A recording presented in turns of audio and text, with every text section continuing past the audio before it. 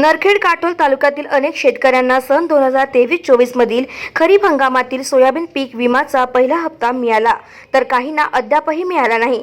ज्यांना पहिला हप्ता मिळाला त्या शेतकऱ्यांनी पुन्हा तक्रार करूनही दुसरा हप्ता मिळाला नाही। याबाबतची तक्रार 20 जूनला जवाब दो यात्राचे संयोजक सागर दुधाणे यांनी तक्रार दिली होती।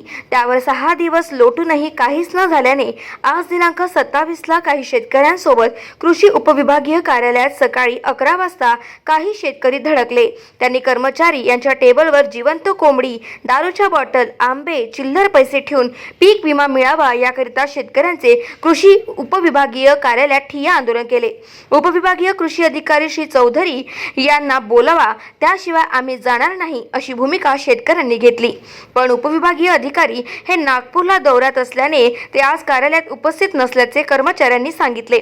त्यामुळे उपविभागीय कृषी अधिकारी हे येईपर्यंत आम्ही जाणार नसल्याची भूमिका शेतकऱ्यांनी घेतली।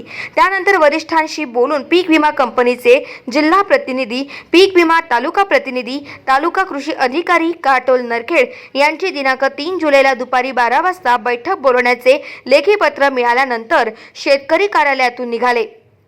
जवळपास 5 तास शेतकरी कार्यालयात बसून होते। यावेळी जवाब दोचे संयोजक सागर दुधाणे, जगदीश राऊत, रितेश कान्होलकर, सुरेंद्र खरपकर, चेतन गुडदे, धीरज मांदळे, सतीश काळे, लक्ष्मणराव मेहेर आदी शेतकरी उपस्थित होते। गाव माझा न्यूज करिता राहुल कान्होलकर, नरखेड, नागपूर।